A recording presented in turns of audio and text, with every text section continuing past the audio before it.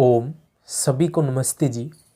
वर्तमान में योग शब्द बहुत ज़्यादा प्रचलन में है और जो वर्तमान में जो अर्थ समझा जाता है योग का, वो ये समझा जाता है कि कोई व्यक्ति यदि आसन कर रहा है, प्राणायाम कर रहा है, तो वह योग कर रहा है, ऐसा समझा जाता है। और जबकि योग शब्द के स्वरूप को भी बिगाड़ दिया गया, अब योग से योगा हो गया, जो कि बिल्कुल गलत है। यदि हमें योग के वास्तविक स्वरूप को, सही स्वरूप को समझना है, अनुभव प्राप्त करना है, तो हमें महर्षि पतंजलि जी द्वारा रचित योग दर्शन को पढ़ना होगा। और महर्षि पतंजलि जी ने अष्टांग योग देने का काम किया है, जिसमें यम नियम हमारे व्यवहार से संबंधित होते हैं। ये ना सिर्फ पढ़ने के विषय हैं, बल्कि अपने व्यवहार में अपनाने के, इनसे अनुभव प्राप्त करने के विषय हैं। यदि कोई अष्टांग योग के बारे में सिर्फ जानता है, उसको व्यवहार में नहीं अपनाता, तो उसको कोई फायदा देखने को नहीं मिलेगा। जैसे कि यम नियम, आसन, प्राणायाम, प्रत्याहार, धारणा, ध्यान और समाधि, ये अष्टांग योग है। इसमें जो तीसरा बिंदु आता आसन, आसन में महर्षि पतंजलि जी द्वारा बताया गया है कि स्थिरम सुखम आसनम। आसन वो है जिसके अंदर आप सुखपूर्वक बैठ सकें।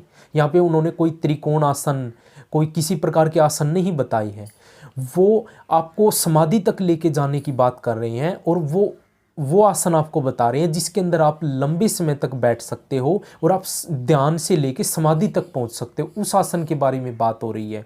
और लोगों ने क्या कहा कि पतंजलि जी तो ये कह रहे हैं कि आपको आसन करने हैं। नहीं, ये वो आसन नहीं है। वो आप जो कर रहे हो, एक्सरसाइज कर रहे हो, आप उसको व्यायाम बोल सकते हो, व्यायाम आसन बोल सकते हो, लेकिन वो महर्षि पतंजलि जी द्वारा दिए हुए आसन नहीं है। समझ सकते हो कि योग के अंदर भी कहीं न कहीं मिलावट हो रही है, यानी कि योग के वास्तविक स्वरूप को, वास्तविक अर्थ को बदला जा रहा है। ठीक है, आप स्वस्थ रहने के लिए एक्सरसाइज कर रहे हो, तो उसको महर्षि पतंजलि जी का योग का नाम आप मत दो। योग का अर्थ होता है कि आत्मा और परमात्मा का मिलन। तो आप एक्सरसाइज करके थोड़ा नहीं कर सकते हो। ठीक है, मैं मानता हूं कि वो आपके मन के लिए, आपके शरीर के लिए है, लेकिन उसको कहीं न कहीं महर्षि पतंजलि जी का नाम लेके बहुत ही गलत किया जा रहा है। अब बात आती है कि यदि आप योग के सही अर्थ को, स्वरूप को समझना चाहते हो, तो आपको योग दर्शन का अध्ययन करना पड़ेगा। वर्तमान में बहुत सारे लेखक के भाष्य भी हैं जो कि आप खरीद सकते हो, लेकिन ये विद्या इतनी सूक्ष्म है, इतनी गहन है कि मुझे नहीं लगता कि बिना आचार्य के आप इसको अच्छे तरीके से समझ सकते हो। तो आपको किसी आचार्य की मदद अवश्य लेनी पड़ेगी। यदि आपके आसपास गुरुकुल है तो आप कुछ ऐसे आचार्यों की मदद ले सकते हो, लेकिन वर्तमान में ऑनलाइन भी बहुत कुछ आपको मिल सकता है। ऑनलाइन दो चीज़ें होती है, अच्छी भी बुरी भी। अब आप क्या देखना पसंद करते हो, वो आपका निजी विषय। यदि आप योग दर्शन को ऑनलाइन तरीके से पढ़ना चाहते हो, तो मैं आपको इसी विषय के बारे में इस वीडियो के अंदर बताने का काम करूँगा। दर्शन योग महाविद्यालय गुरुकुल रोजड़ के अंदर आचार्य हैं स्वामी विवेकानंद परिवारचक। इनकी योग दर्शन के ऊपर काफ़ी वीडियो हैं और मैंने इनकी वीडियो देखी है। वर्तमान में मैं भी योग दर्शन का अध्ययन कर रहा हूँ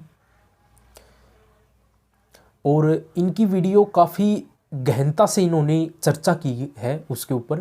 तो भी एक एक श्लोक आप बिल्कुल बारीकी से समझ सकते हो। तो इनकी काफ़ी वीडियो आपको यूट्यूब पे देखने को मिलेंगी। आपको लिखना है योग दर्शन बाई स्वामी विवेकानंद परिवारचक। इन्होंने अपनी वीडियो के अंदर बिल्कुल उदाहरण देकर अच्छे तरीके से समझाने का प्रयास किया है और काफ़ी लंबी लंबी इनकी वीडियो है। 1.5 से 2 घंटे की एक वीडियो आपको देखने को मिलेंगी। काफ़ी सारी वीडियो हैं, आप वहाँ से समझ सकते हो। मुझे इनकी वीडियो बहुत अच्छे तरीके से समझ में आई, इसलिए मुझे लगा कि आप तक साझा कर देनी चाहिए ये जानकारी। और योग दर्शन बहुत ही महत्वपूर्ण ग्रंथ है, तो इसलिए यदि आप योग को अच्छे तरीके से जानना चाहते हो, तो आपको योग दर्शन अवश्य पढ़ना पड़ेगा, अष्टांग योग को जानना पड़ेगा। और नहीं तो आप सिर्फ इन एक्सरसाइज, व्यायाम के अंदर ही लगे रहोगे और योग के वास्तविक अर्थ को आप नहीं समझ पाओगे। तो ये एक जानकारी है जो आप तक साझा करनी थी। मिलते हैं किसी अगली वीडियो के अंदर। ओम, सभी को नमस्ते जी।